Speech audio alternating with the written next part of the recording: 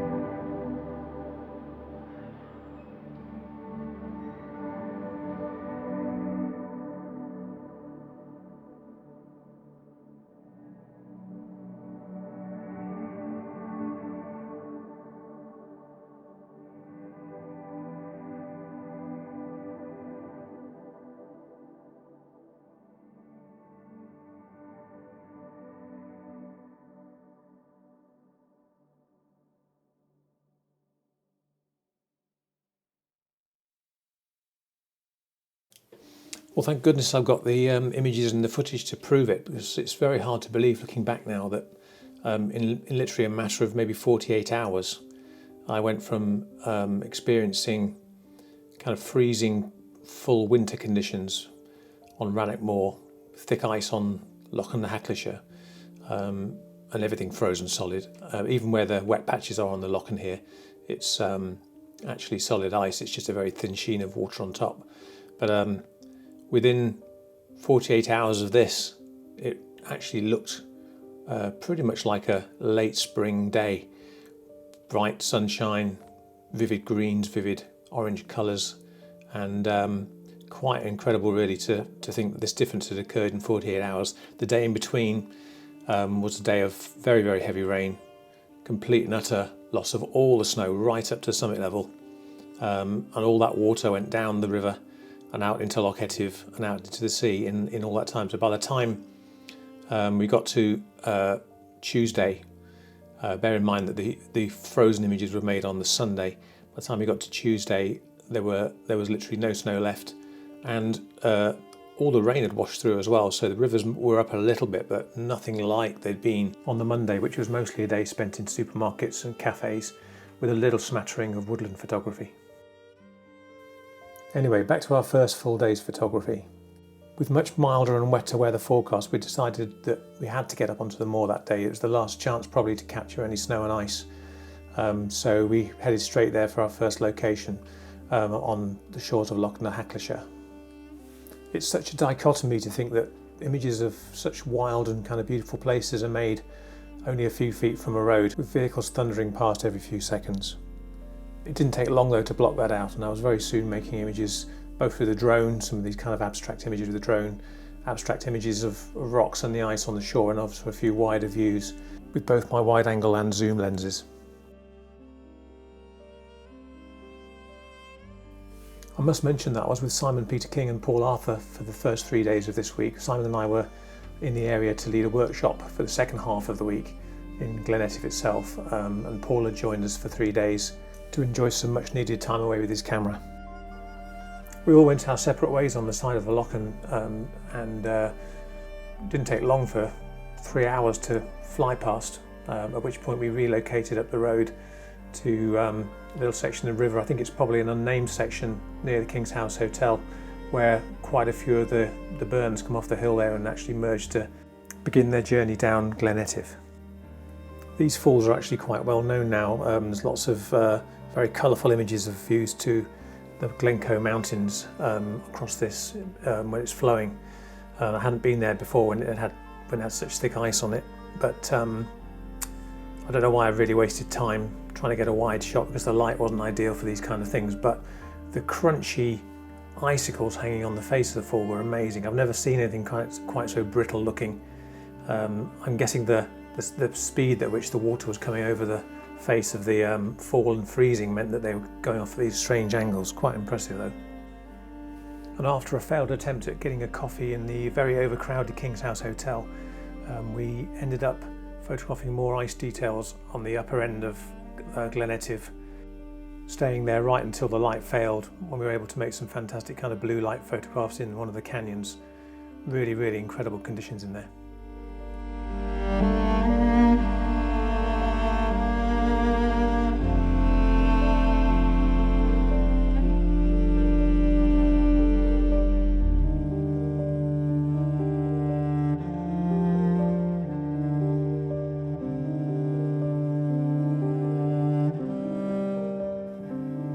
So as I mentioned, the next day was a complete washout. There were a few photographs taken in a patch of very wet pine forest.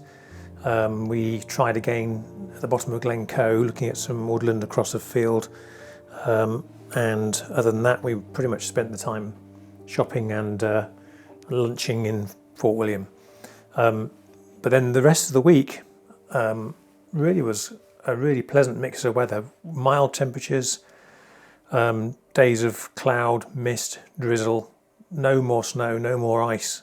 But actually, I think as it worked out in the end, that was the perfect mix. I think if we'd have had full-on winter conditions for 5 or 6 days, what would have come back with was lots and lots of very similar looking photographs, and And as it is, we've come back with some really interesting mix of photography, details in woodland, things that look pretty wet, some dramatic light as well, some nice waterfall shots. They would have all been frozen for the whole time, but they weren't.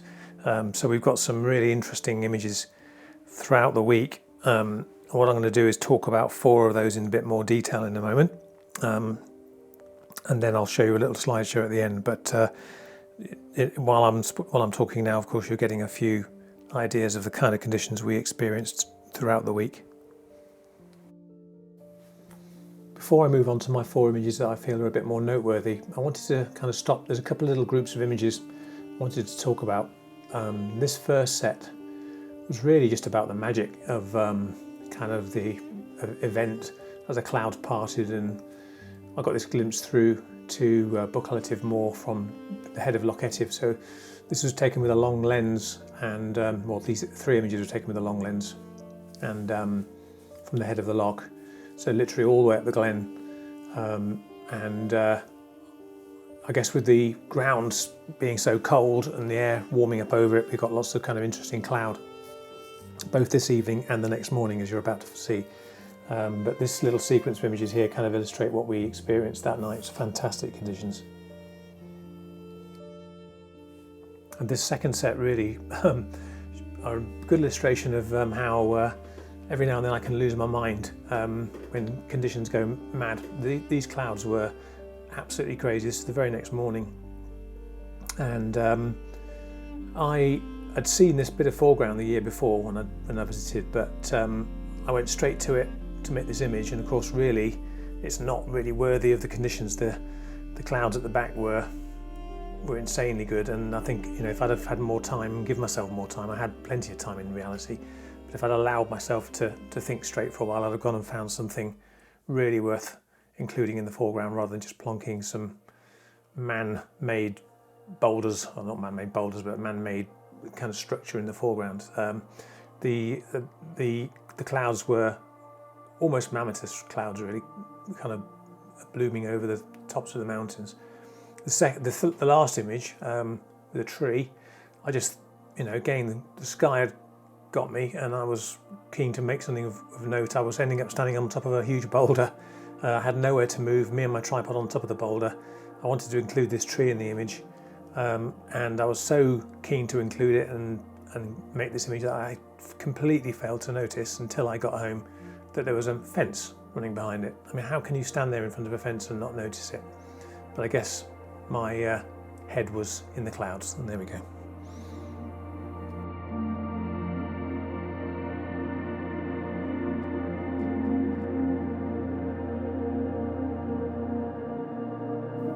Okay, the first of 4 of my personal favourites from the week.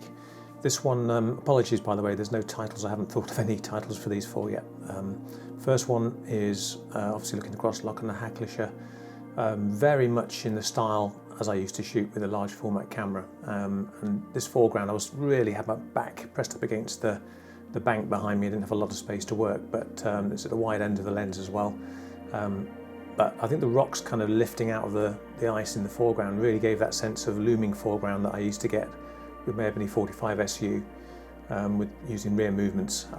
So I had, you know, you kind of get this sense that the foreground is almost larger than life. But for me as well, the kind of low cloud hanging and the fact that the ice turned from the kind of specular brittle ice to the softer kind of satin sheen which mirrored the clouds perfectly, and then there's that little window, little letterbox with the reflection of the Black Mountain Hills at the back.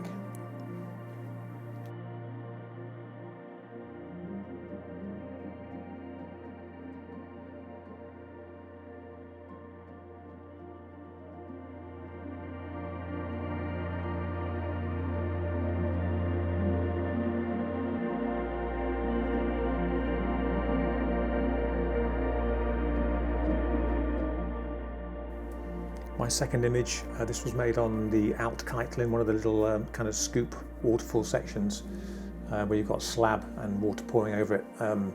Again, I was drawn here to early morning light. It wasn't dawn, it was not long after, so there was a bit of colour in the sky still.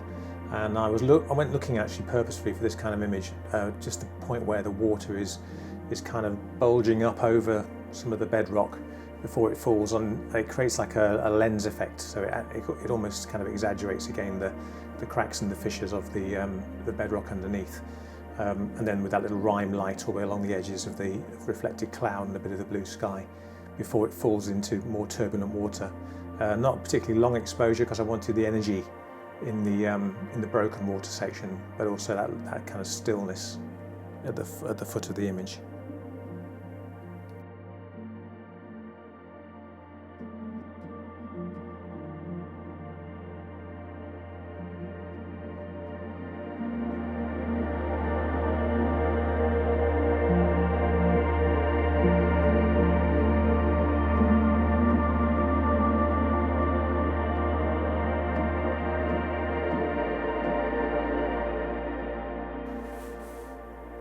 My third image, and probably my favourite from the week away, this is on the same stretch of river as the previous image. I think it was a couple of days before, maybe the day before.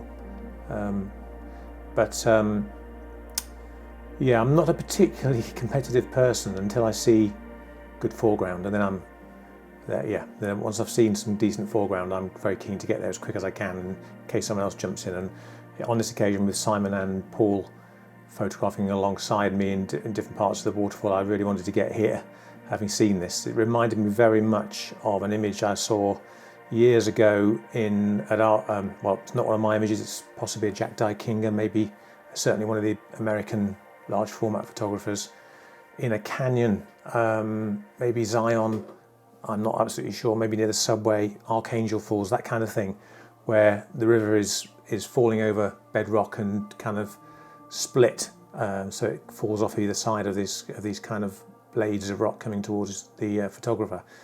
And this as soon as I saw this, I was probably about, I don't know, 40-50 meters away, and I could see it on top of the fall. I headed straight to it and set up and made a few images.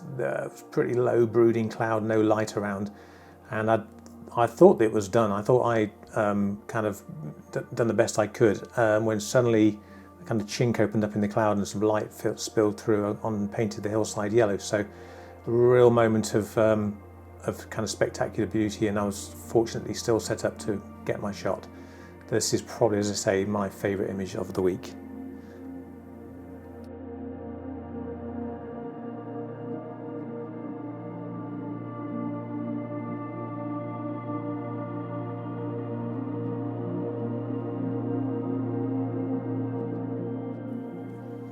So my final image, I literally stumbled across this scene.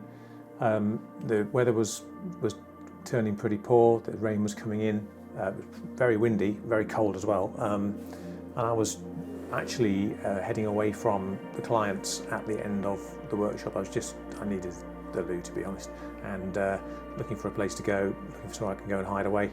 And en route to a boat shed on the edge of the Lochen, I came across this scene. So I don't think, having seen these colours, I don't think I've ever seen anything so colourful on the Moor before, but I certainly, from now on grim, wet, dreary days, if I'm driving across Rannoch Moor, I'm going to stop and go and have a little explore again, because with colours like this, I think for me, I just love this kind of thing. You know, the vivid orange, the colour contrasts really here, the oranges against the blues and the purples, greens, there's red in there, there's that kind of very, very pale, almost green-white of lichens on the boulders, a little bit of a Lochen, a real sense of place, which I think is, for me, a very essential part of what a photograph does. It gives you a sense of the location. We know Rannoch Moor is a bleak place. Rannoch Moor is also a beautifully colourful place, and this image shows that really well, I think. It was the last image, or second to last image of the workshop for me, and we were quite fairly close to the main road south, so not long after this we were driving home. Fantastic end to a workshop. Thank you very much for watching. Please, if you can, subscribe and like the channel, and I'll leave you now with a slideshow of some of the images that didn't quite make the final four. Thank you very much.